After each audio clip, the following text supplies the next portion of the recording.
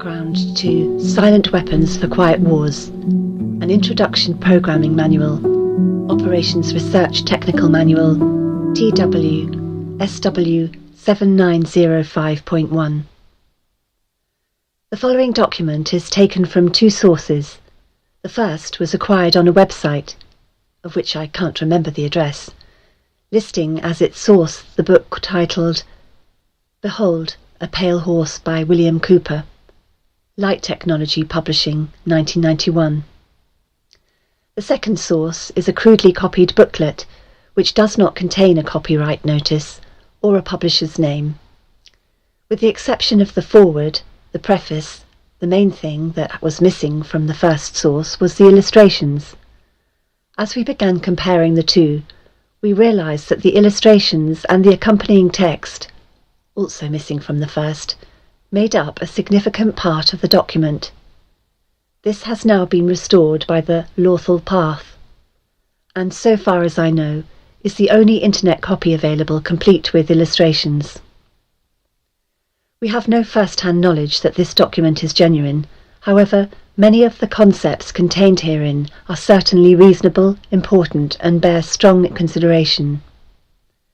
If anyone has additional knowledge about the source of this document, has better copies of the illustrations than the ones posted here, has any missing pieces to this document, or has any comments which can improve upon the quality of this document, we will appreciate your comments.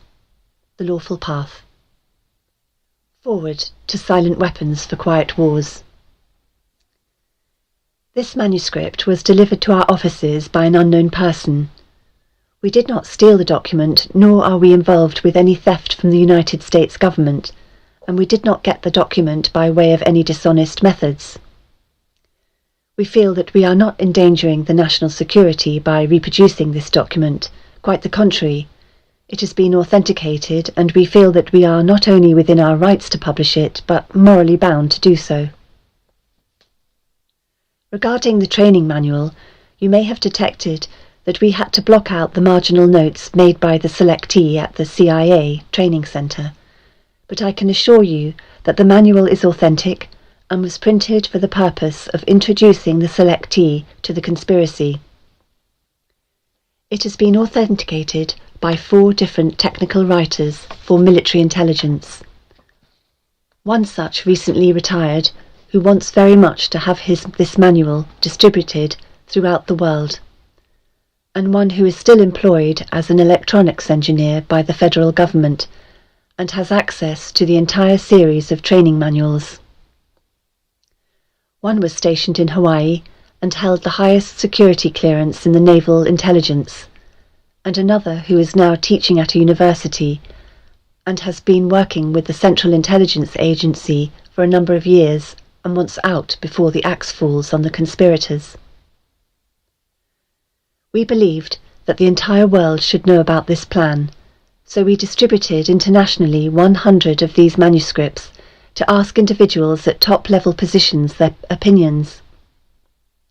The consensus opinion was to distribute this to as many people as who wanted it, to the end that they would not only understand that war has been declared against them, but would be able to properly identify the true enemy to humanity.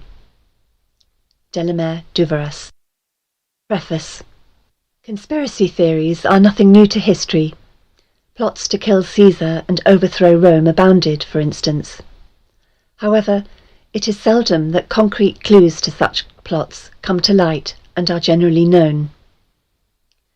Silent Weapons for Quiet Wars, an Introduction Programming Manual, was uncovered quite by accident on July the 7th, 1986, when an employee of Boeing Aircraft Company purchased a surplus IBM copier for scrap parts at a sale, and discovered inside details of a plan, hatched in the embryonic days of the Cold War, which called for control of the masses through manipulation of industry, people's pastimes, education, and political leanings. It called for a quiet revolution, putting brother against brother, and diverting the public's attention from what is really going on. The document you are about to read is reprinted in its virgin form, with diagrams as a touch of reality. Table of Contents. Forward, Preface, Security, Historical Introduction, Political Introduction, Energy, Descriptive Introduction of the Silent Weapon, Theoretical Introduction, General Energy Concepts, Mr. Rothschild's Energy Discovery, Apparent Capital as Paper Inductor, Breakthrough, Application in Economics, the Economic Model, Industrial Diagrams, 3 Industrial Classes, Aggregation, the E-Model, Economic Inductance, Inductive Factors to Consider, Translation, Time-Flow Relationships and Self-Destructive Oscillations, Industry Equivalent Circuits, Stages of Schematic Simplification, Generalization, Final Bill of Goods, the Technical Coefficients, the Household Industry, Household Models, Economic Shock Testing, Introduction to the Theory of Shock Testing, Example of Shock Testing, Introduction to Economic Amplifiers, Short List of Inputs, Short List of Outputs, Table of Strategies, Diversion, the Primary Strategy, Diversion Summary, Consent, the Primary Victory, Amplification Energy Sources, Logistics, the Artificial Womb, the Political Structure of a Nation, Dependency, Action Offence, Responsibility, Summary, System Analysis, the Draft, Enforcement.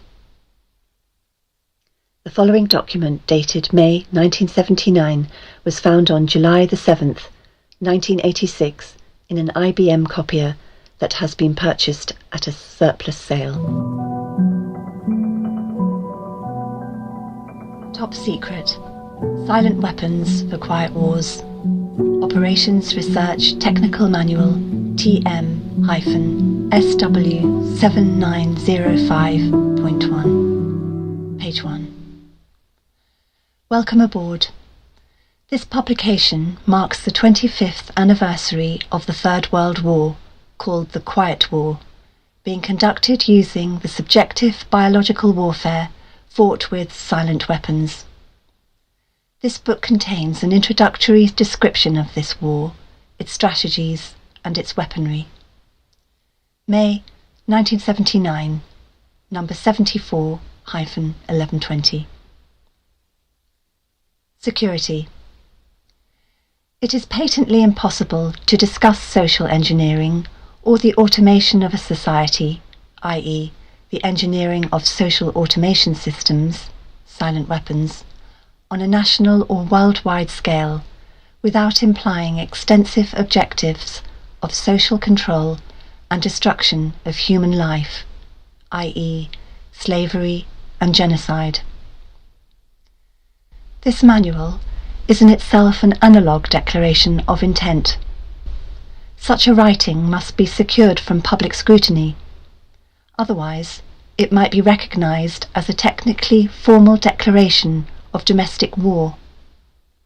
Furthermore, whenever any person or group of persons in a position of great power and without full knowledge and consent of the public uses such knowledge and methodologies for economic conquest, it must be understood that a state of domestic warfare exists between said person or group of persons and the public. The solution of today's problems requires an approach which is ruthlessly candid, with no agonizing over religious, moral, or cultural values. You have qualified for this project because of your ability to look at human society with cold objectivity, and yet analyze and discuss your observations and conclusions with others of similar intellectual capacity, without the loss of discretion or humility. Such virtues are exercised in your own best interest. Do not deviate from them.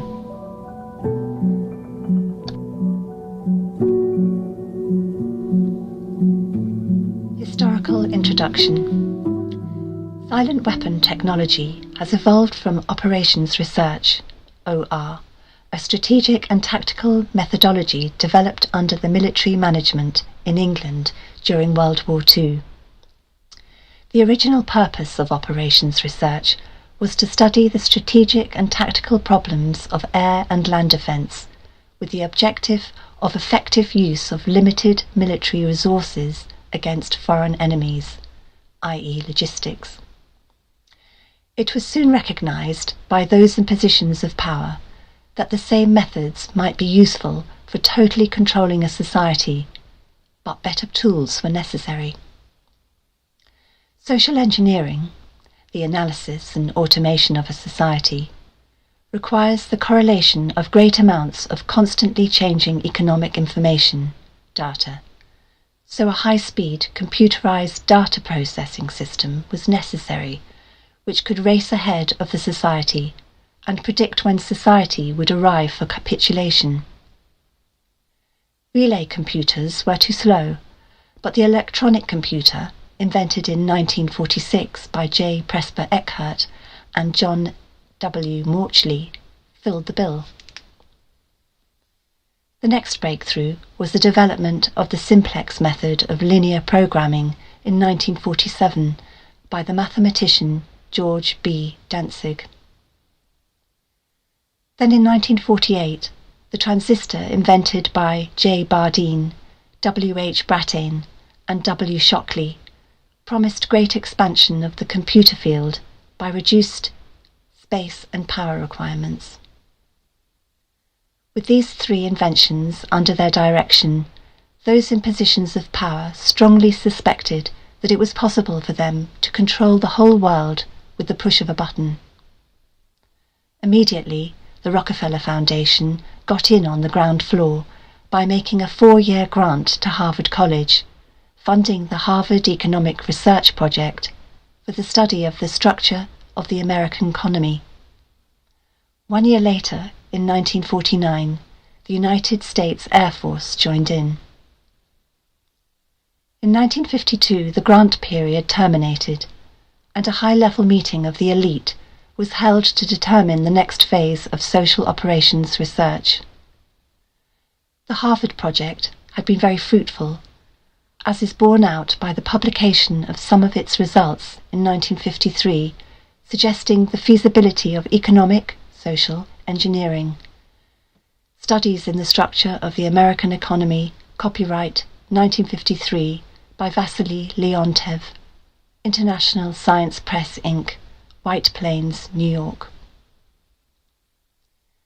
Engineered in the last half of the decade of the 1940s, the new Quiet War machine stood, so to speak, in sparkling gold-plated hardware on the showroom floor by 1954. With the creation of the Maser in 1954, the promise of unlocking unlimited sources of fusion atomic energy from the heavy hydrogen in seawater, and the consequent availability of unlimited social power, was a possibility only decades away. The combination was irresistible.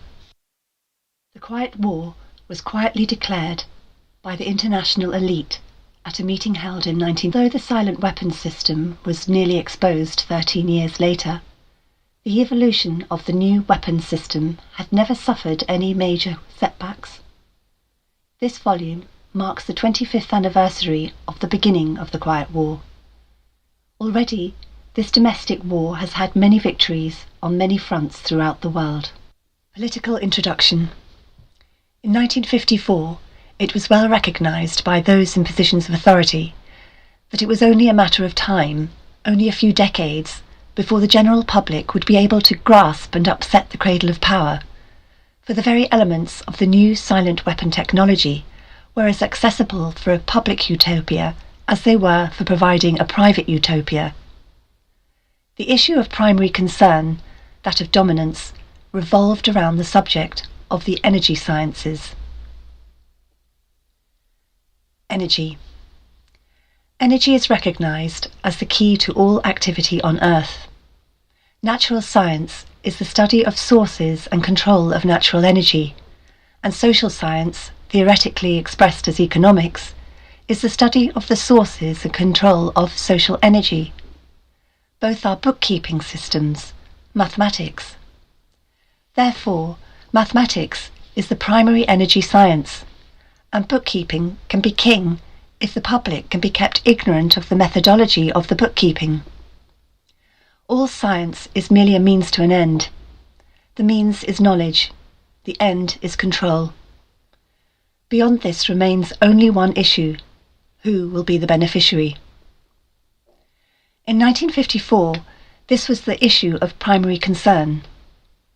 Although the so-called moral issues were raised, in view of the law of natural selection, it was agreed that a nation or world of people who will not use their intelligence are no better than animals who do not have intelligence.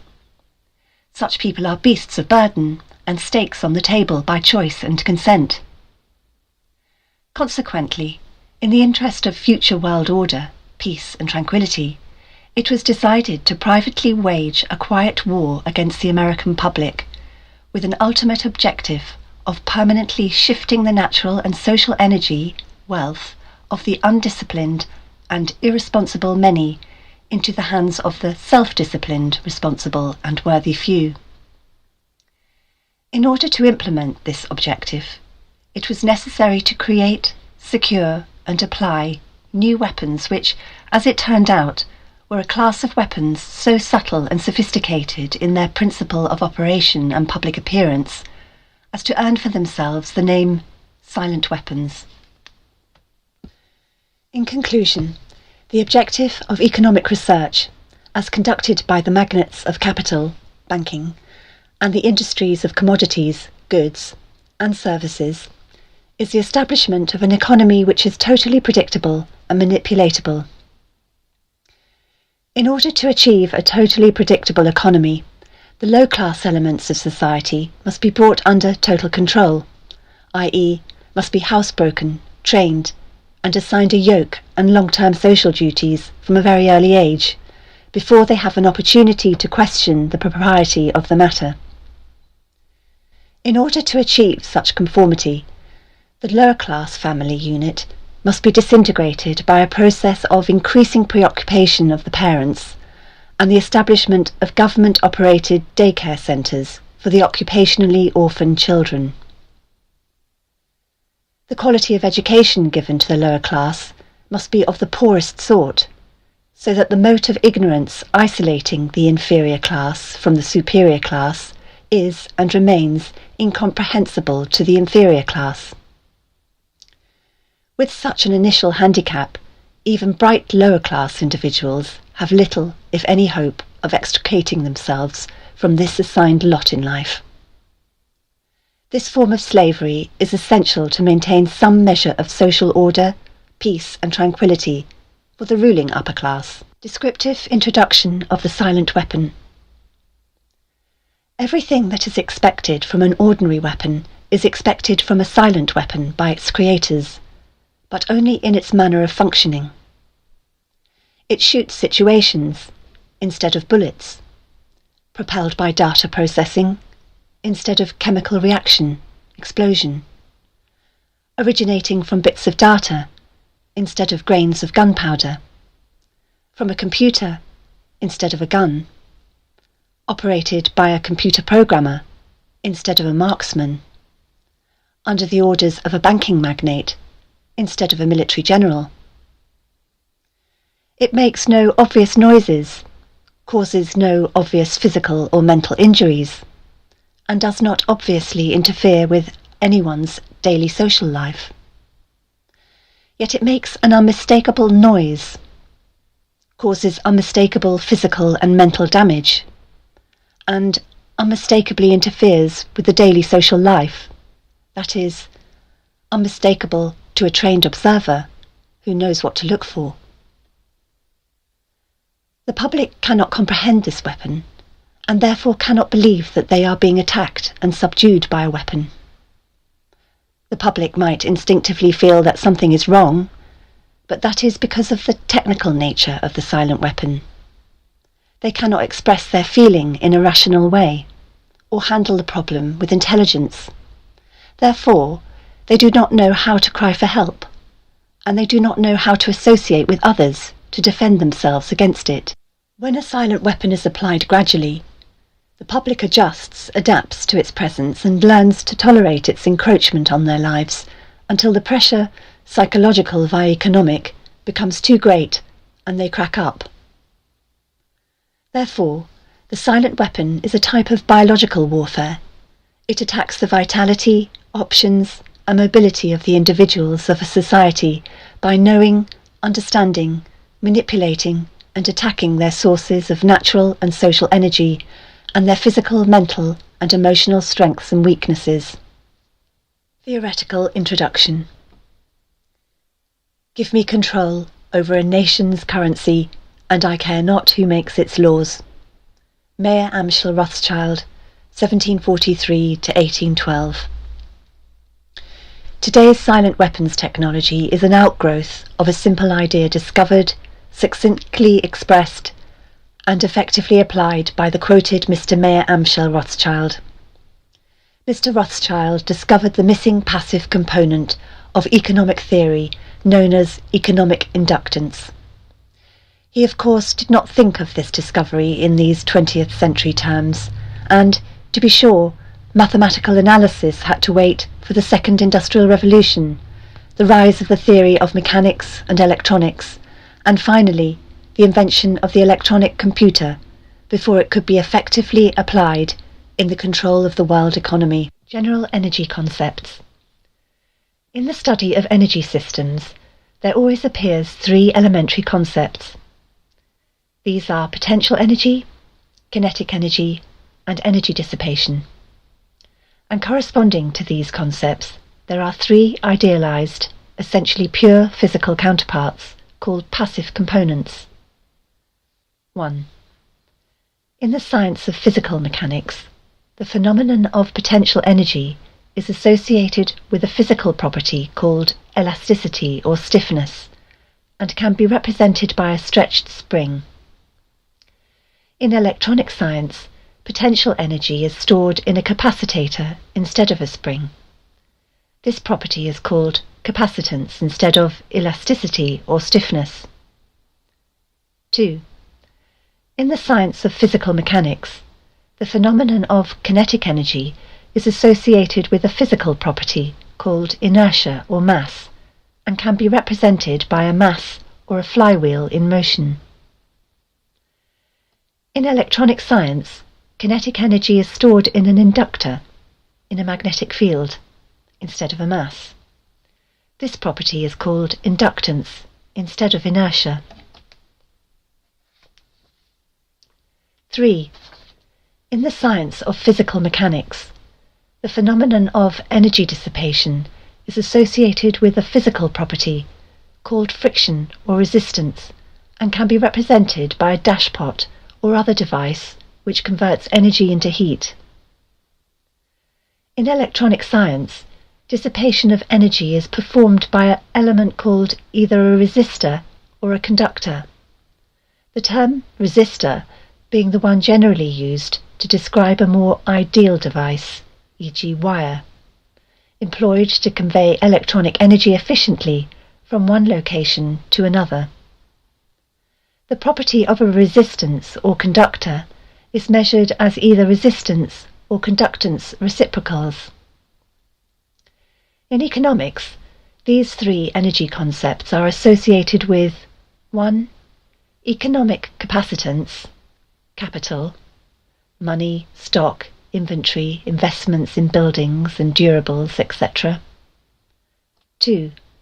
Economic conductance, goods, product flow, coefficients. 3. Economic inductance, services, the influence of the population of industry on output. All the mathematical theory developed in the study of one energy system, e.g. mechanics, electronics, etc., can be immediately applied in the study of any other energy system, e.g. economics. Mr. Rothschild's energy discovery. What Mr. Rothschild had discovered was the basic principle of power, influence, and control over people as applied to economics. That principle is, when you assume the appearance of power, people soon give it to you. Mr. Rothschild had discovered that currency or deposit loan accounts had the required appearance of power that could be used to induce people, inductance, with people corresponding to a magnetic field, into surrendering their real wealth in exchange for a promise of greater wealth, instead of real compensation. They would put up real collateral in exchange for a loan of promissory notes. Mr. Rothschild found that he could issue more notes than he had backing for, so long as he had someone's stock of gold as a persuader to show his customers. Mr. Rothschild loaned his promissory notes to individuals and to governments. These would create overconfidence. Then he would make money scarce, tighten control of the system, and collect the collateral through the obligation of contracts. The cycle was then repeated.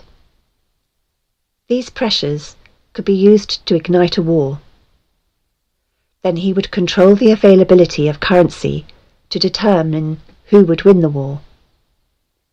That government which agreed to give him control of its economic system got his support.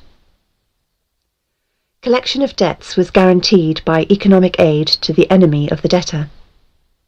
The profit derived from this economic methodology made Mr. Rothschild all the more able to expand his wealth. He found that the public greed would allow currency to be printed by government order beyond the limits, inflation, of backing in precious metal or the production of goods and services. Apparent capital as paper inductor. In this structure, credit, presented as pure element called currency, has the appearance of capital but is in effect negative capital. Hence it has the appearance of service but is in fact indebtedness or debt. It is therefore an economic inductance instead of an economic capacitance, and if balanced in no other way, will be balanced by the negation of population, war, genocide. The total goods and services represent real capital called the gross national product, and currency may be printed up to this level and still represent economic capacitance. But currency printed beyond this level is subtractive, represents the introduction of economic inductance, and constitutes notes of indebtedness. War is therefore the balancing of the system by killing the true creditors, the public, which have been taught to exchange true value for inflated currency, and falling back on whatever is left of the resources of nature and regeneration of those resources. Mr. Rothschild had discovered that currency gave him the power to rearrange the economic structure to his own advantage, to shift economic inductance to those economic positions which would encourage the greatest economic instability and oscillation. The final key to economic control had to wait until there was sufficient data and high-speed computing equipment to keep close watch on the economic oscillations created by price shocking and excess paper energy credits, paper inductance, inflation. Breakthrough. The aviation field provided the greatest evolution in economic engineering by way of the mathematical theory of shock testing. In this process, a projectile is fired from an airframe on the ground, and the impulse of the recoil is monitored by vibration transducers connected to the airframe and wired to the chart recorders. By studying the echoes or reflections of the recoil impulse in the airframe, it is possible to discover critical vibrations in the structure of the airframe, which either vibrations of the engine or aeolian vibrations of the wings, or a combination of the two, might reinforce, resulting in a resonant self-destruction of the airframe in flight as an aircraft. From the standpoint of engineering, this means that the strengths and weaknesses of the structure of the airframe in terms of vibrational energy can be discovered and manipulated. Application in economics. To use this method of airframe shock testing in economic engineering, the prices of commodities are shocked and the public consumer reaction is monitored. The resulting echoes of the economic shock are interpreted theoretically by computer, and the psycho-economic structure of the economy is thus discovered. It is by this process that partial, differential, and difference matrices are discovered that define the family household and make possible its evaluation as an economic industry. Dissipative consumer structure. Then, the response of the household to future shocks can be predicted and manipulated, and society becomes a well-regulated animal with its reins under the control of a sophisticated, computer-regulated, social energy bookkeeping system. Eventually, every individual element of the structure comes under computer control through a knowledge of personal preferences. Such knowledge guaranteed by computer association of consumer preferences. Universal Product Code, UPC, zebra-striped pricing codes on packages.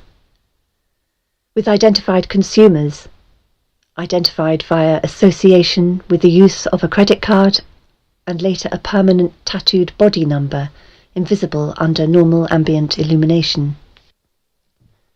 Summary. Economics is only a social extension of a natural energy system. It also has its three passive components. Because of the distribution of wealth and the lack of communication and lack of data, this field has been the last energy field for which a knowledge of these three passive components has been developed. Since energy is the key to all activity on the face of the earth, it follows that in order to attain a monopoly of energy, raw materials, goods, and services, and to establish a world system of slave labour, it is necessary to have a first strike capability in the field of economics. In order to maintain our position, it is necessary that we have absolute first knowledge of the science of control over all economic factors and the first experience at engineering the world economy. In order to achieve such sovereignty, we must at least achieve this one end, that the public will not make either the logical or mathematical connection between economics and the other energy sciences, or learn to apply such knowledge. This is becoming increasingly difficult to control, because more and more businesses are making demands upon their computer programmers to create and apply mathematical models for the management of those businesses. It is only a matter of time before the new breed of private programmer, economists, will catch on to the far-reaching implications of the work begun at Harvard in 1948. The speed with which they can communicate their warning to the public will largely depend upon how effective we have been at controlling the media, subverting education, and keeping the public distracted with matters of no real importance. The economic model. Economics, as a social energy science, has as a first objective the description of the complex way in which any given unit of resources is used to satisfy some economic want. Leontief, Matrix. This first objective, when it is extended to get the most product from the least or limited resources, comprises that objective of general military and industrial logistics known as operations research. See Simplex method of linear programming. The Harvard Economic Research Project, 1948, was an extension of World War II operations research. Its purpose was to discover the science of controlling an economy. At first, the American economy, and then the world economy. It was felt that with sufficient mathematical foundation and data, it would be nearly as easy to predict and control the trend of an economy as to predict and control the trajectory of a projectile. Such has proven to be the case. Moreover, the economy has been transformed into a guided missile on target. The immediate aim of the Harvard project was to discover the economic structure, what forces change that structure, how the behaviour of the structure can be predicted, and how it can be manipulated. What was needed was a well-organised knowledge of the mathematical structures and interrelationships of investment, production, distribution, and consumption. To make a short story of it all, it was discovered that an economy obeyed the same laws as electricity, and that all of the mathematical theory and practical and computer know-how developed for the electronical field could be directly applied in the study of economics. This discovery was not openly declared, and its more subtle implications were and are kept a closely guarded secret. For example, that in an economic model, human life is measured in dollars, and that the electric spark generated when opening a switch connected to an active inductor is mathematically analogous to the initiation of war. The greatest hurdle which theoretical economists faced was the accurate description of the household as an industry. This is a challenge because consumer purchases are a matter of choice, which in turn is influenced by income, price, and other economic factors. This hurdle was cleared in an indirect and statistically approximate way by an application of shock testing to determine the current characteristics called current technical coefficients of a household industry. Finally, because problems in theoretical electronics can be translated very easily into problems of theoretical electronics, and the solution translated back again, it follows that only a book of language translation and concept definition needed to be written for economics. The remainder could be gotten from standard works on mathematics and electronics. This makes the publication of books on advanced economies unnecessary and greatly simplifies project security. Industrial diagrams. An ideal industry is defined as a device which receives value from other industries in several forms and converts them into one specific product for sales and distribution to other industries. It has several inputs and one output. What the public normally thinks of as one industry is really an industrial complex, where several industries under one roof produce one or more products. A pure, single-output industry can be represented oversimply by a circuit block as follows. See Diagram 1, page 13. A three-industry network can be diagrammed as follows. See Diagram 2, page 13. A node is a symbol of collection and distribution of flow. Node number 3 receives from industry number 3 and distributes to industries number 1 and number 3. If industry number 3 manufactures chairs, then a flow from industry number 3 back to industry number 3 simply indicates that industry number 3 is using part of its own output product, for example, as office furniture. Therefore, the flow may be summarized by the equations. See top of page 14. 3 industrial classes. Industries fall into 3 categories or classes by type of output. 1. Class number 1, capital, resources. 2. Class number 2, goods, commodities or use, dissipative. 3. Class number 3, services, action of population. Class number 1 industries exist at 3 levels. 1. Nature, sources of energy and raw materials. 2. Government, printing of currency equal to the gross national product, GNP, and extension of currency in excess of GNP. 3. Banking, loaning of money for interest and extension, inflation, counterfeiting, of economic value through the deposit loan accounts. Class number 2 industries exist as producers of tangible or consumer dissipated products. This sort of activity is usually recognized and labeled by the public as industry. Class number 3 industries are those which have service rather than a tangible product at their output. These industries are called 1. Households, and 2. Governments. Their output is human activity of a mechanical sort, and their basis is population. Aggregation. The whole economic system can be represented by a 3-industry model if one allows the names of the outputs to be 1. Capital, 2. Goods, and 3. Services. The problem with this representation is that it would not show the influence, say, the textile industry on ferrous metal industry.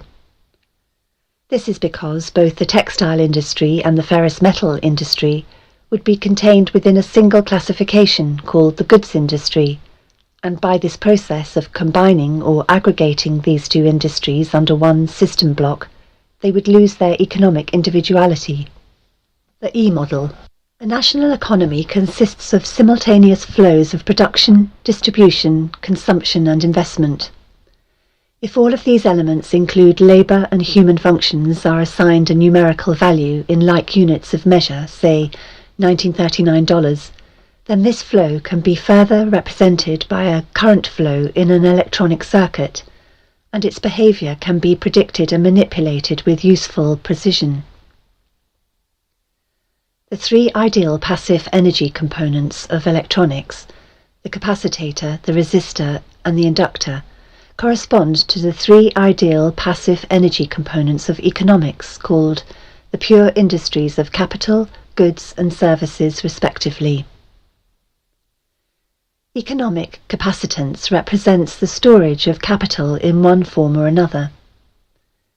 Economic conductance represents the level of conductance of materials for the production of goods. Economic inductance represents the inertia of economic value in motion. This is a population phenomenon known as services. Economic inductance. An electrical inductor, e.g. a coil or wire, has an electric current as its primary phenomenon and a magnetic field as its secondary phenomenon, inertia. Corresponding to this, an economic inductor has a flow of economic value as its primary phenomenon, and a population field as its secondary field phenomenon of inertia. When the flow of economic value, e.g. money, diminishes, the human population field collapses in order to keep the economic value, money, flowing, extreme case war. This public inertia is a result of consumer buying habits, expected standard of living, etc., and is generally a phenomenon of self-preservation. Inductive factors to consider. 1. Population. 2. Magnitude of the economic activities of the government. 3. The method of financing these government's activities. See Peter Paul Principle, Inflation of the Currency. Translation. A few examples will be given. Charge. Coulombs. Dollars. 1939. Flow. Current. Amperes. Coulombs per second. Dollars of flow per year. Motivating force. Volts. Dollars. Output. Demand. Conductance. Amperes per volt. Dollars of flow per year per dollar demand. Capacitance. Coulombs per volt. Dollars of production, inventory, stock per dollar demand. Time flow relationships and self-destructive oscillations. An ideal industry may be symbolized electronically in various ways. The simplest way is to represent a demand by a voltage and a supply by a current. When this is done, the relationship between the two becomes what is called an admittance, which can result from three economic factors: 1. Foresight flow, 2. Present flow, and 3. Hindsight flow. 1. Foresight flow is the result of that property of living entities to cause energy, food, to be stored for a period of low energy, e.g. a winter season.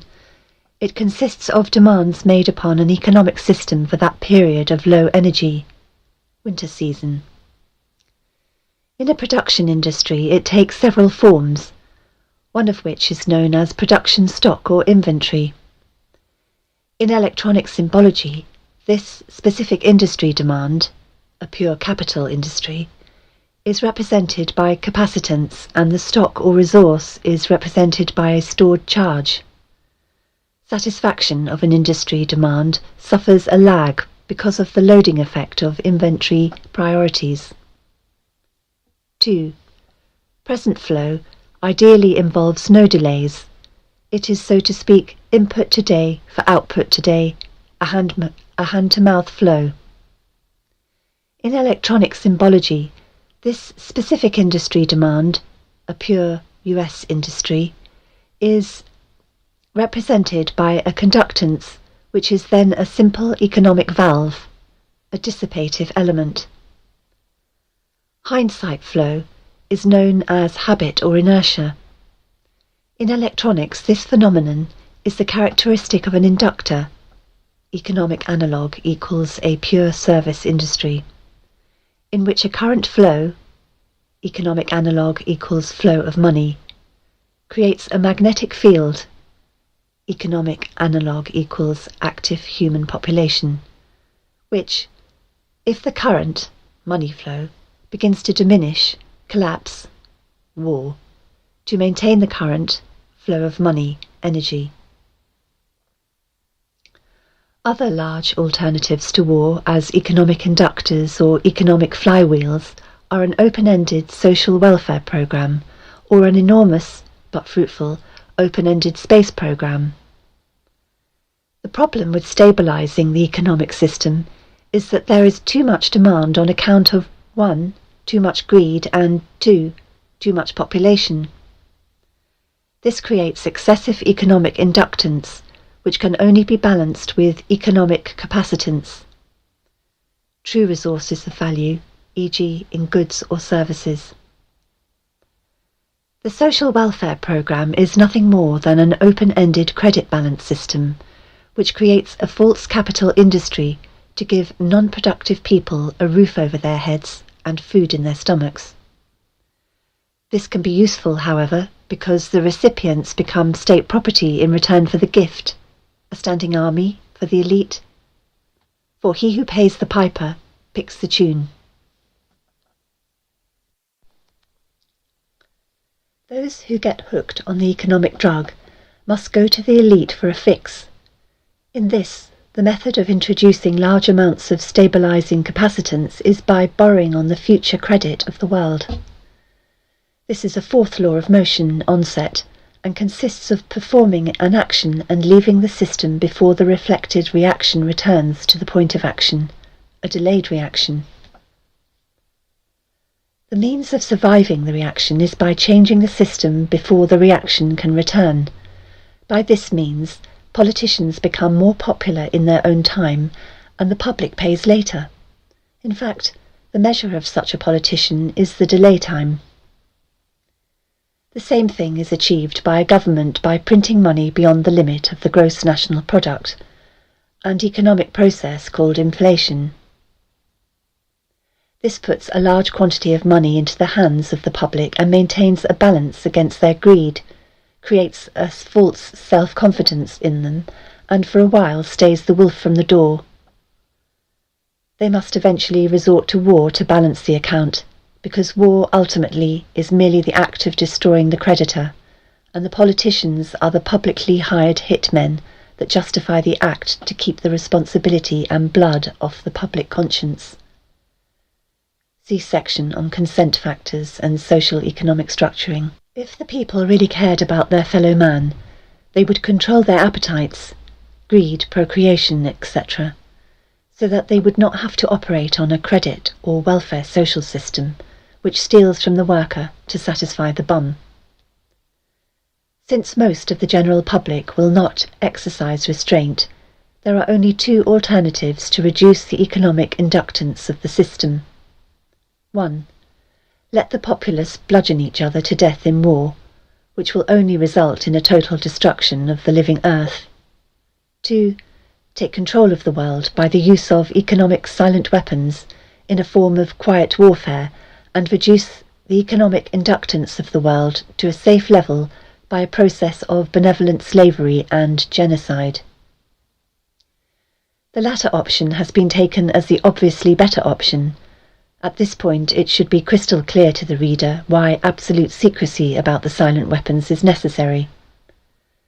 The general public refuses to improve its own mentality and its faith in its fellow man. It has become a herd of proliferating barbarians and, so to speak, a blight upon the face of the earth. They do not care about economic science to learn why they have not been able to avoid war, despite religious morality, and their religious or self-gratifying refusal to deal with earthly problems renders the solution of the earthly problem unreachable to them. It is left to those few who are truly willing to think and survive as the fittest to survive, to solve the problem for themselves as the few who really care. Otherwise, exposure of the silent weapons would destroy our only hope of preserving the seed of the future true humanity. Industry equivalent circuits. 1. The industry Q can be given a block symbol as follows. Block diagram of industry Q. See diagram, page 18. Terminals number 1 through #M are connected directly to the outputs of industries number 1 and #M respectively. The equivalent circuit of industry Q is given as follows.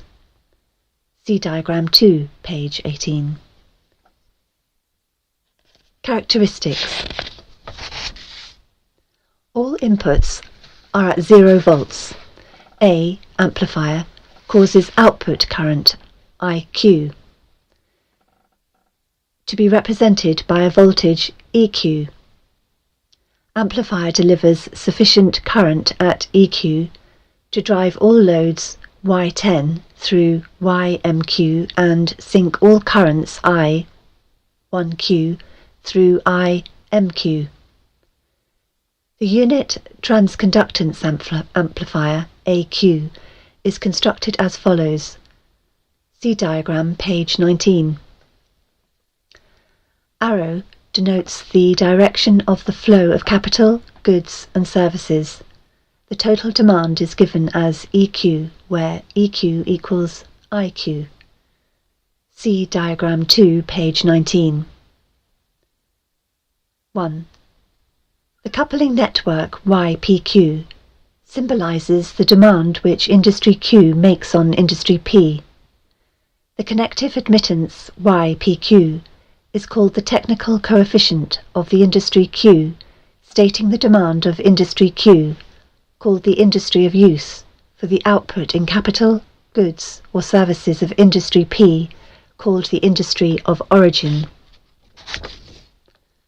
The flow of commodities from industry P to industry Q is given by IPQ, evaluated by the formula IPQ equals QPQ star EQ. When the admittance YPQ is a simple conductance, this formula takes on the common appearance of Ohm's law. IPQ equals GPQ star IQ. The interconnection of a three-industry system can be diagrammed as follows.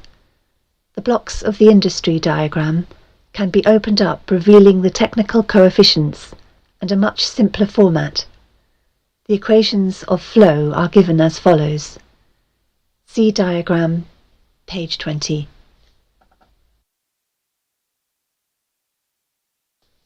Stages of schematic simplification. See diagrams on page 20. Generalization. All of this may now be summarized. Let Ij represent the output of industry J and Ijk the number of the product of industry J absorbed annually by industry K, and Ijo the amount of the same product J made available for outside use. See equation 1, page 21. Then, substituting the technical coefficients y, j, k, see equation 2, page 21, which is the general equation of every admittance in the industry circuit. Final bill of goods. Final bill of goods is called the final bill of goods or the bill of final demand, and is zero when the system can be closed by the evaluation of the technical coefficients of the non-productive industries, government and households. Households may be regarded as a productive industry, with labour as its output product. The technical coefficients. The quantities y, j, k are called the technical coefficients of the industrial system. They are admittances and can consist of any combination of three passive parameters: conductance, capacitance, and inductance. Diodes are used to make the flow unidirectional and point against the flow. Gjk equals economic conductance, absorption coefficient. Yjk equals economic capacitance, capital coefficient. Ljk equals economic inductance, human activity coefficient. Types of admittances. See diagram, page 23. The household industry. The industries of finance, banking, manufacturing and government, real counterparts of the pure industries of capital, goods and services, are easily defined because they are generally logically structured. Because of this, their processes can be described mathematically, and their technical coefficients can be easily deduced. This, however, is not the case with the service industry known as the household industry. Household models. When the industry flow diagram is represented by a two-block system of households on the right and all other industries on the left, the following results. See diagram, page 24. The arrows from left to right, labelled A, B, C, etc., denote flow of economic value from the industries in the left-hand block to the industries in the right-hand block called households. These may be thought of as the monthly consumer flows of the following commodities: A, alcoholic beverages, B, beef, C, coffee, U, unknown, etc. The problem with a theoretical economist faces is that the consumer preferences of any household is not easily predictable, and the technical coefficients of any one household tend to be a non-linear, very complex and variable function of income prices, etc. Computer information derived from the use of the Universal Product Code in conjunction with credit card purchase as an individual household identifier could change this state of affairs, but the UPC method is not yet available on a national or even a significant regional scale. To compensate for this data deficiency, an alternative indirect approach of analysis has been adopted, known as economic shock testing. This method, widely used in the aircraft manufacturing industry, develops an aggregate statistical sort of data. Applied to economics, this means that all of the households in one region or in the whole nation are studied as a group or class rather than individually, and the mass behaviour rather than the individual behaviour is used to discover useful estimates of the technical coefficients governing the economic structure of the hypothetical single household industry. Notice in the industry flow diagram that the values for the flows A, B, C, etc. are accessible to measurement in terms of selling prices and total sales of commodities. One method of evaluating the technical coefficients of the household industry depends upon shocking the prices of a commodity and noting the changes in the sales of all the commodities. Economic shock testing.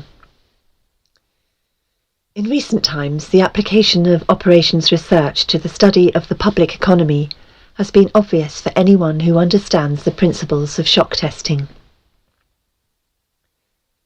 In the shock testing of an aircraft airframe, the recoil impulse of firing a gun mounted on that airframe causes shock waves in that structure which tell aviation engineers the conditions under which some parts of the airplane, or the whole airplane or its wings, will start to vibrate or flutter like a guitar string, a flute reed, or a tuning fork, and disintegrate or fall apart in flight. Economic engineers achieve the same result in studying the behaviour of the economy and the consumer public by carefully selecting a staple commodity such as beef, coffee, gasoline or sugar, and then causing a sudden change or shock in its price or availability, thus kicking everybody's budget and buying habits out of shape. They then observe the shock waves which result by monitoring the changes in advertising, prices and sales of that and other commodities. The objective of such studies is to acquire the know-how to set the public economy into a predictable state of motion or change. Even a controlled self-destructive state of motion, which will convince the public that certain expert people should take control of the money system and re-establish security, rather than liberty and justice, for all. When the subject citizens are rendered unable to control their financial affairs, they, of course, become totally enslaved, a source of cheap labour. Not only the prices of commodities, but also the availability of labour can be used as the means of shock testing. Labour strikes deliver excellent test shocks to an economy, especially in the critical services area of trucking, transportation, communication, public utilities, energy, water, garbage collection, etc. By shock testing, it is found that there is a direct relationship between the availability of money flowing in an economy and the real psychological outlook and response of masses of people dependent upon that availability. For example, there is a measurable quantitative relationship between the price of gasoline and the probability that a person would experience a headache, feel a need to watch a violent movie, smoke a cigarette, or go to a tavern for a mug of beer. It is most interesting that by observing and measuring the economic models by which the public tries to run from their problems and escape from reality, and by applying the mathematical theory of operations research, it is possible to program computers to predict the most probable combination of created events, shocks, which will bring about a complete control and subjugation of the public through a subversion of the public economy by shaking the plum tree. Introduction to the theory of economic shock testing. Let the prices and total sales of commodities be given and symbolized as follows. See diagram 1, page 26. Commodities: alcoholic beverages, beef, coffee, gasoline, sugar, tobacco, unknown balance. Price function, total sales. 1. Let us assume a simple economic model in which the total number of important staple commodities are represented as beef, gasoline, and an aggregate of all other staple commodities, which we will call the hypothetical miscellaneous staple commodity, M. E.g., M is an aggregate of C, S, T, U, etc. Example of shock testing. Assume that the total sales P of petroleum products can be described by the linear function of the quantities B, G and M, which are functions of the prices of those respective commodities. See equation, page 27. Then where B, G and M are functions of the prices of beef, gasoline and miscellaneous respectively, and APB, APG and APM are constant coefficients defining the amount by which each of the functions B, G and M affect the sales P of petroleum products. We are assuming that B, G and M are variables independent of each other. If the availability of price of gasoline is suddenly changed, then G must be replaced by G and delta G. This causes a change in the petroleum sales from P to P and delta P. Also, we will assume that B and M remain constant when G changes to G and delta G. See equation 2, page 27. Expanding upon this expression, we get, see equation 3, page 27.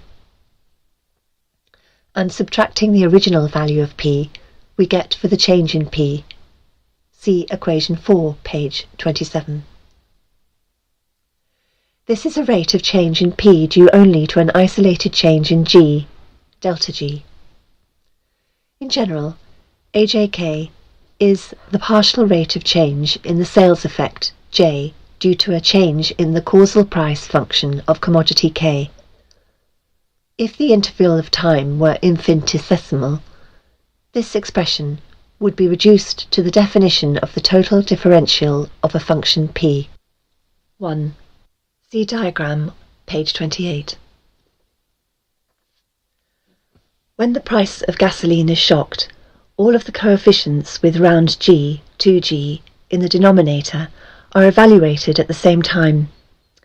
If B, G and M were independent and sufficient for a description of the economy, then 3 shock tests would be necessary to evaluate the system. There are other factors which may be represented the same way. For example, the tendency of a docile sub-nation to withdraw under economic pressure may be given by, see equation 1, page 29.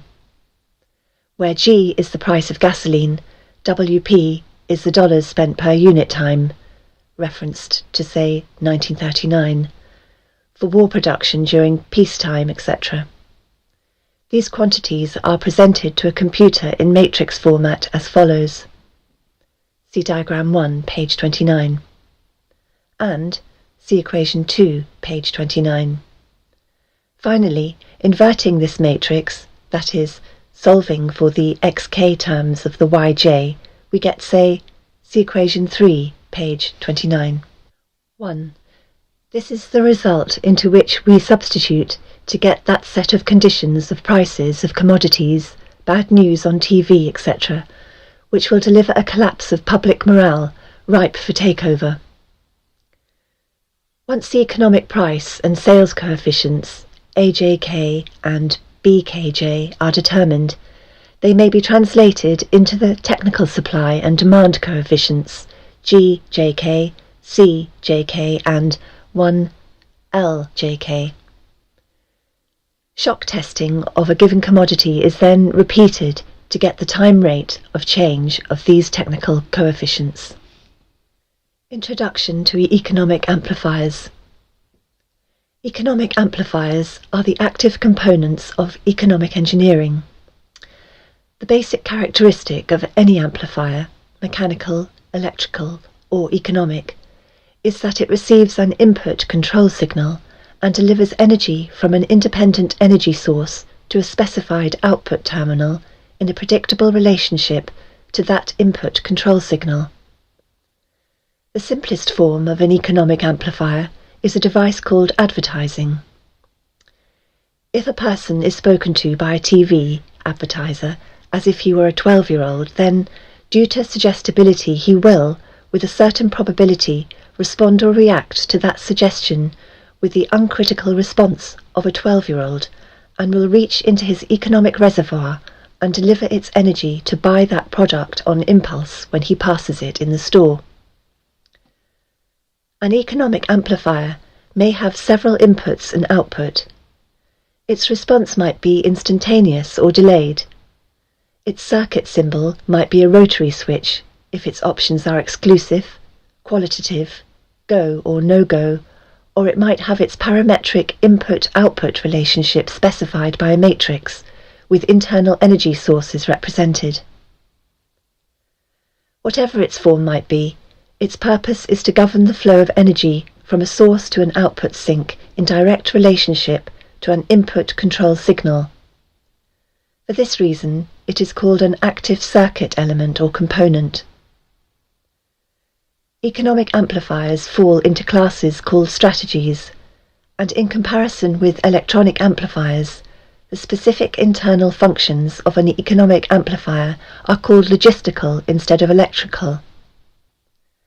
Therefore, economic amplifiers not only deliver power gain, but also, in effect, are used to cause changes in the economic circuitry. In the design of an economic amplifier, we must have some idea of at least 5 functions, which are 1. The available input signals. 2. The desired output control objectives. 3. The strategic objective. 4. The available economic power sources. 5. The logistical options.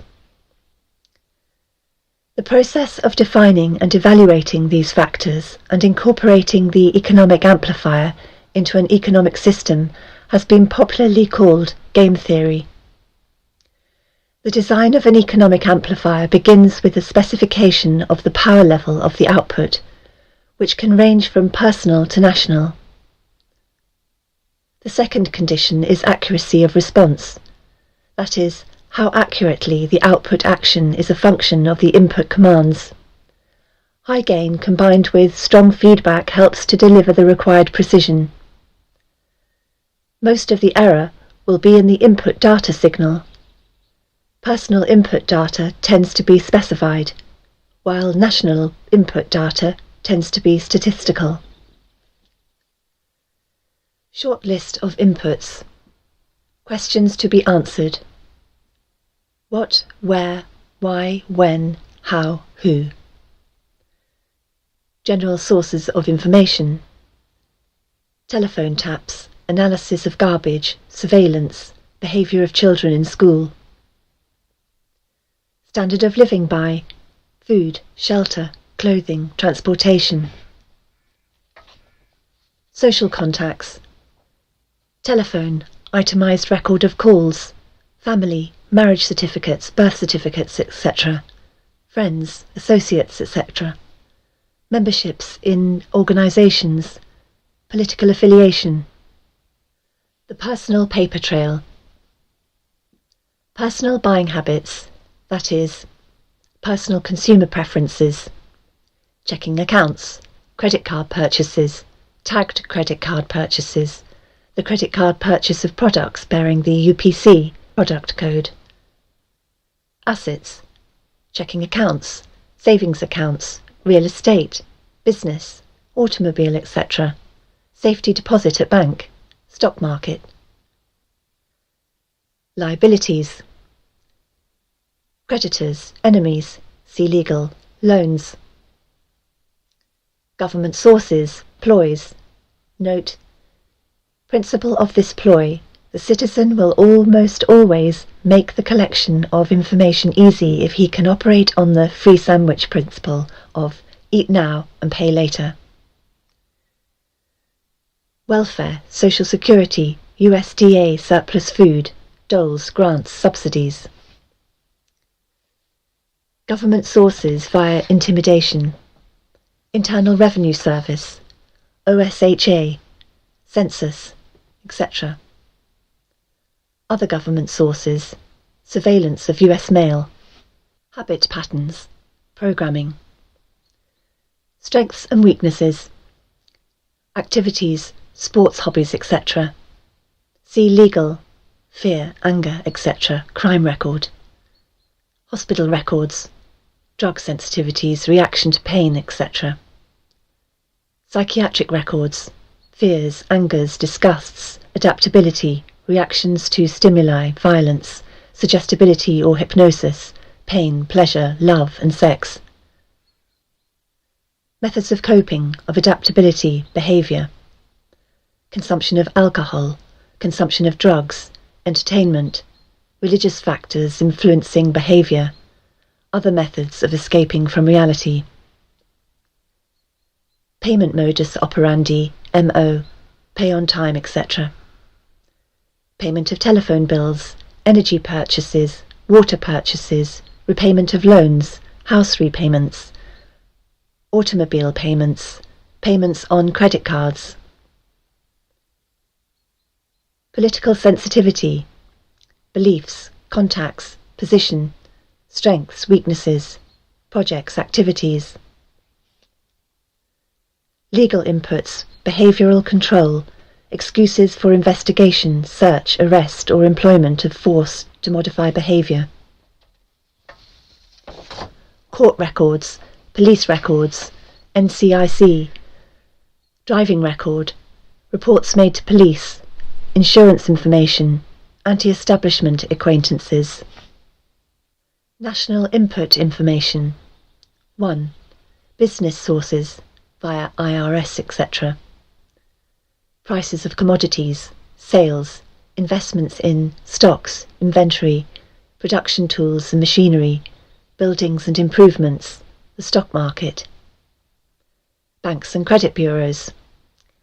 Credit information, payment information. Miscellaneous sources, polls and surveys, publications, telephone records, energy and utility purchases. Short list of outputs. Outputs create controlled situations, manipulation of the economy, hence society, control by control of compensation and income. Sequence. 10.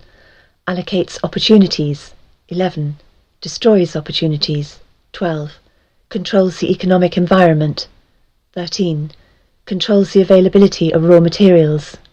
14. Controls capital. 15. Controls bank rates. 16. Controls the inflation of the currency. 17. Controls the possession of property. 18. Controls industrial capacity. 19. Controls manufacturing. 20. Controls the availability of goods, commodities. 21. Controls the prices of commodities. 22. Controls services, the labour force, etc. 23. Controls payments to government officials. 24. Controls the legal functions. 25. Controls the personal data files, uncorrectable by the party slandered. 26. Controls advertising. 27. Controls media contact. 28. Controls material available for TV viewing. 29. Disengages attention from real issues. 30. Engages emotions. 31. Creates disorder, chaos and insanity. 32. Controls design of more probing tax forms. 33. Controls surveillance. 34. Controls the storage of information. 35. Develops psychological analysis and profiles of individuals. 36. Controls legal functions. Repeat of 15. 37. Controls sociological factors. 38. Controls health options. 39. Preys on weakness. 40. Cripples strengths. 41. Leeches wealth and substance. Table of strategies. Do this to get this. Keep the public ignorant. Less public organisation. Maintain access to control. Required reaction to outputs, prices, points for feedback, sales. Create preoccupation. Lower defences. Attack the family unit. Control of the education of the young. Give less cash and more self-indulgence and more data, credit and doles. Attack the privacy of the church. Destroy faith in this sort of government. Social conformity. Computer programming simplicity. Minimise the tax protest. Maximise economic data. Minimum enforcement problems. Stabilise the consent. simplicity coefficients, tighten control of variables, simpler computer input data, greater predictability, establish boundary conditions, equations, problem simplicity, solutions of differential and difference, proper timing, less data shift and blurring, maximize control, minimum resistance to control, collapse of currency, destroy the faith of the American people in each other. Diversion, the primary strategy. Experience has proven that the simplest method of securing a silent weapon and gaining control of the public is to keep the public undisciplined and ignorant of the basic system principles on the one hand, while keeping them confused, disorganized and distracted with matters of no real importance on the other hand. This is achieved by disengaging their minds, sabotaging their mental activities, providing low-quality program of public education in mathematics, logic, systems design and economics, and discouraging technical creativity, engaging their emotions, increasing their self-indulgence and their indulgence in emotional and physical activities by unrelenting emotional affrontations and attacks, mental and emotional rape, by way of constant barrage of sex, violence and wars in the media, especially the TV and the newspapers, giving them what they desire in excess, junk food for thought, and depriving them of what they really need. Rewriting history and law and subjecting the public to the deviant creation, thus being able to shift their thinking from personal needs to highly fabricated outside priorities. These preclude their interest in and discovery of the silent weapons of social automation technology. The general rule is that there is a profit in confusion. The more confusion, the more profit. Therefore, the best approach is to create problems and then offer solutions. Diversion summary. Media. Keep the adult public attention diverted away from the real social issues and captivated by matters of no real importance. Schools. Keep the young public ignorant of real mathematics, real economics, real law and real history. Entertainment. Keep the public entertainment below a 6th grade level. Work. Keep the public busy, busy, busy, with no time to think, back on the farm with the other animals. Consent, the primary victory. A silent weapon system operates upon data obtained from a docile public by legal, but not always lawful, force. Much information is made available to silent weapon systems programmers through the Internal Revenue Service. See studies in the structure of the American economy for an IRS source list. This information consists of the enforced delivery of well-organized data contained in federal and state tax forms, collected, assembled and submitted by the slave labor provided by taxpayers and employers. Furthermore, the number of such forms submitted to the IRS is a useful indicator of public consent, an important factor in strategic decision-making. Other data sources are given in the short list of inputs. Consent coefficients. Numerical feedback indicating victory status. Psychological basis. When the government is able to collect tax and seize private property without just compensation, it is an indication that the public is ripe for surrender and is consenting to enslavement and legal encroachment. A good and easily quantified indicator of harvest time is the number of public citizens who pay income tax despite an obvious lack of reciprocal or honest service from the government. Amplification energy sources. The next step in the process of designing an economic amplifier is discovering the energy sources. The energy sources which support any primitive economic system are, of course, a supply of raw materials and the consent of the people to labour and can consequently assume a certain rank, position, level or class in the social structure, that is, to provide labour at various levels in the pecking order. Each class, in guaranteeing its own level of income, controls the class immediately below it, hence preserves the class structure. This provides stability and security, but also government from the top. As time goes on and communication and education improve, the lower class elements of the social labour structure become knowledgeable and envious of the good things that the upper class members have. They also begin to attain knowledge of energy systems and the ability to enforce their rise through the class structure. This threatens the sovereignty of the elite. If this rise of the lower classes can be postponed long enough, the elite can achieve energy dominance, and labour, by consent, no longer will hold a position of an essential energy source. Until such energy dominance is absolutely established, the consent of the people to labour and to let others handle their affairs must be taken into consideration, since failure to do so could cause the people to interfere in the final transfer of energy sources to the control of the elite.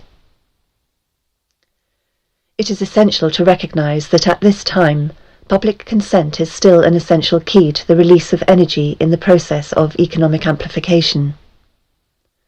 Therefore, consent as energy release mechanism will now be considered. Logistics.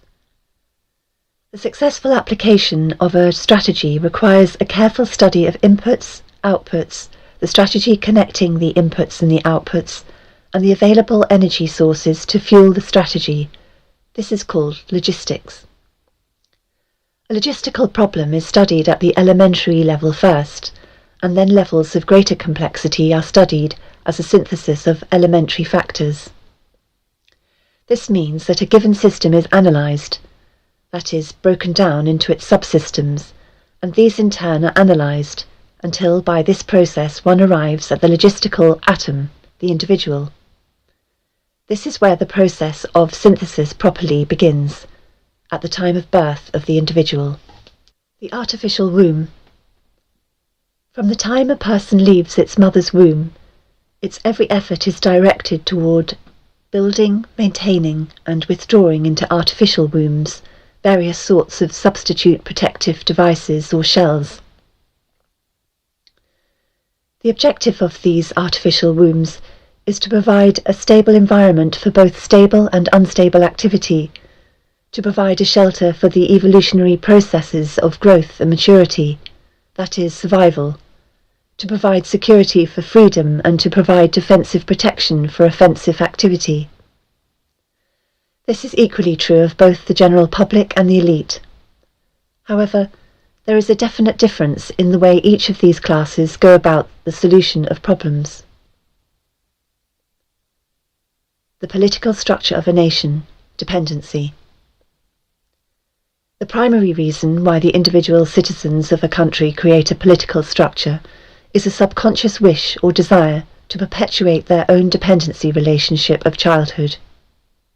Simply put, they want a human god to eliminate all risk from their life, pat them on the head, kiss their bruises, put a chicken on every dinner table, clothe their bodies, tuck them into bed at night, and tell them that everything will be all right when they wake up in the morning.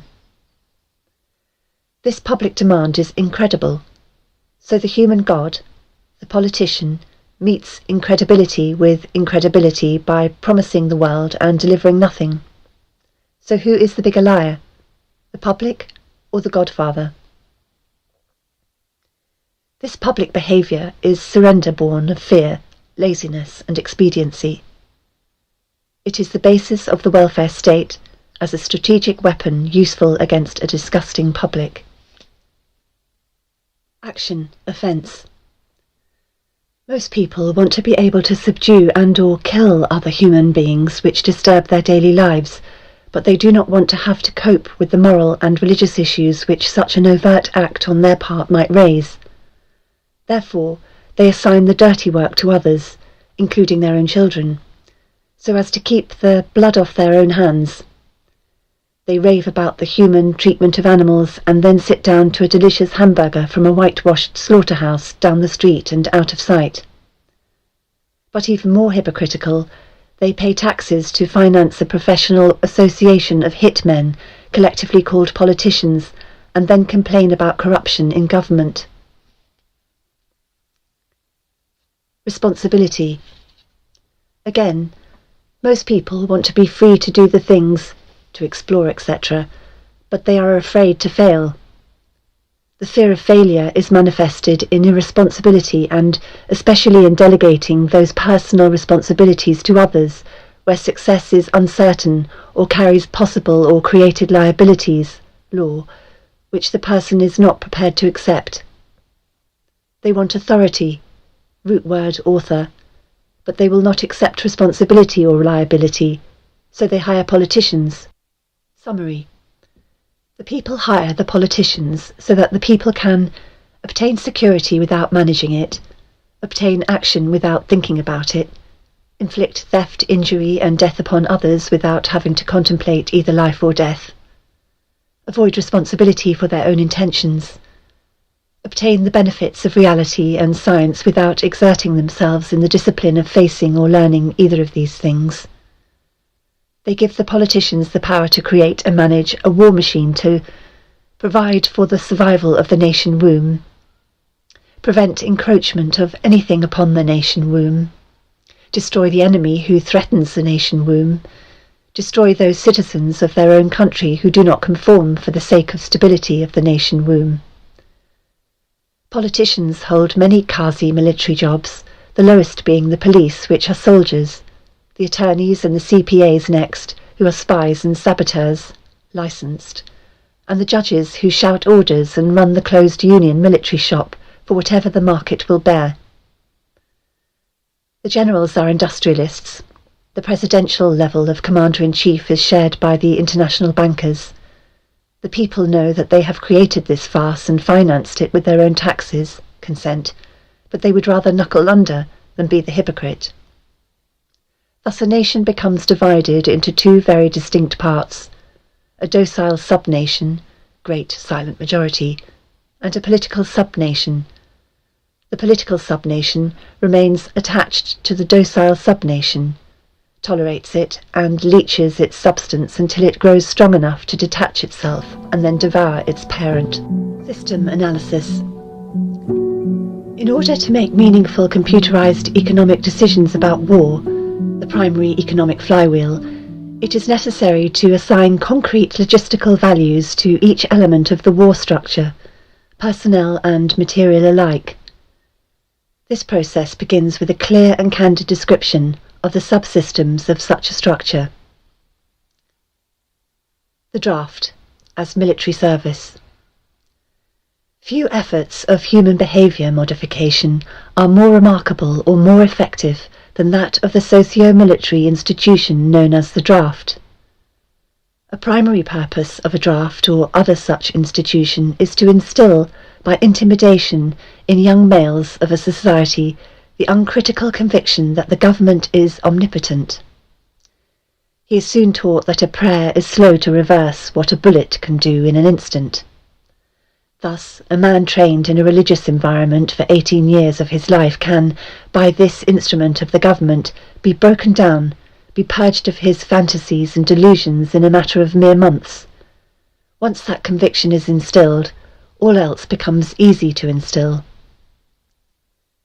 Even more interesting is the process by which a young man's parents, who purportedly love him, can be induced to send him off to war to his death. Although the scope of this work will not allow this matter to be expanded in full detail, nevertheless, a coarse overview will be possible and can serve to reveal those factors which must be included in some numerical form in a computer analysis of social and war systems. We begin with a tentative definition of the draft. 2. The draft, selective service, etc., is an institution of compulsory collective sacrifice and slavery, devised by the middle-aged and elderly for the purpose of pressing the young into doing the public dirty work. It further serves to make the youth as guilty as the elders, thus making criticism of the elders by the youth less likely, generational stabilizer. It is marketed and sold to the public under the label of patriotic equals national service. Once a candid economic definition of the draft is achieved, that definition is used to outline the boundaries of a structure called a human value system, which in turn is translated into the terms of game theory. The value of such a slave labourer is given in a table of human values, a table broken down into categories by intellect, experience, post-service job demand, etc. Some of these categories are ordinary and can be tentatively evaluated in terms of the value of certain jobs for which a known fee exists. Some jobs are harder to value because they are unique to the demands of social subversion. For an extreme example, the value of a mother's instruction to her daughter, causing that daughter to put certain behavioural demands upon a future husband 10 or 15 years hence, thus by suppressing his resistance to a perversion of a government, making it easier for a banking cartel to buy the state of New York in, say, 20 years. Such a problem leans heavily upon the observations and data of wartime espionage and many types of psychological testing. But crude mathematical models, algorithms, etc., can be devised, if not to predict, at least to predeterminate these events with maximum certainty. What does not exist by natural cooperation is thus enhanced by calculated compulsion. Human beings are machines, levers, which may be grasped and turned, and there is little real difference between automating a society and automating a shoe factory. These derived values are variable. It is necessary to use a current table of human values for computer analysis. These values are given in true measure rather than US dollars, since the latter is unstable, being presently inflated beyond the production of national goods and services, so as to give the economy a false kinetic energy. Paper inductance. The silver value is stable, it being possible to buy the same amount with a gram of silver today as it could be bought in 1920. Human value measured in silver units changes slightly due to changes in production technology. Enforcement 1. Factor 1. As in every social system approach, stability is achieved only by understanding and accounting for human nature, action-reaction patterns. A failure to do so can be and usually is disastrous. As in other human social schemes, one form or another of intimidation or incentive is essential to the success of the draft. Physical principles of action and reaction must be applied to both internal and external subsystems. To secure the draft, individual brainwashing, programming, and both the family unit and the peer group must be engaged and brought under control. Factor 2. Father. The man of the household must be housebroken to ensure that Junior will grow up with the right social training and attitudes. The advertising media, etc., are engaged to see to it that father-to-be is pussy-whipped before or by the time he is married. He is taught that he either conforms to the social notch cut out for him, or his sex life will be hobbled and his tender companionship will be zero. He is made to see that women demand security more than logical, principled, or honourable behaviour. By the time his son goes to war, father, with jelly for a backbone, will slam a gun into Junior's hand before father will risk the censure of his peers, or make a hypocrite of himself by crossing the investment he has in his own personal opinion or self-esteem. Junior will go to war, or father will be embarrassed, so Junior will go to war, the true purpose notwithstanding. Factor 3. Mother. The female element of human society is ruled by emotion first and logic second. In the battle between logic and imagination, imagination always wins. Fantasy prevails, maternal instinct dominates, so that the child comes first and the future comes second. A woman with a newborn baby is too starry-eyed to see a wealthy man's cannon fodder or a cheap source of slave labour. A woman must, however, be conditioned to accept the transition to reality when it comes, or sooner. As the transition becomes more difficult to manage, the family unit must be carefully disintegrated, and state-controlled public education and state-operated childcare centres must become more common and legally enforced, so as to begin the detachment of the child from the mother and the father at an early age. Inoculation of behavioural drugs, Ritalin, can speed the transition for the child. Mandatory. Caution. A woman's impulsive anger can override her fear. An irate woman's power must never be underestimated, and her power over a pussy-whipped husband must likewise never be underestimated. It got women the vote in 1920. Factor 4. Junior. The emotional pressure for self-preservation during the time of war, and the self-serving attitude of the common herd that have an option to avoid the battlefield if Junior can be persuaded to go, is all of the pressure finally necessary to propel Johnny off to war. Their quiet blackmailings of him are the threats: no sacrifice, no friends, no glory, no girlfriends. Factor 5. Sister. And what about Junior's sister? She is given all the good things of life by her father, and taught to expect the same from her future husband, regardless of the price. Factor 6. Cattle. Those who will not use their brains are no better off than those who have no brains, and so this mindless school of jellyfish, father, mother, son and daughter become useful beasts of burden, or trainers of the same. This concludes what is available of this document.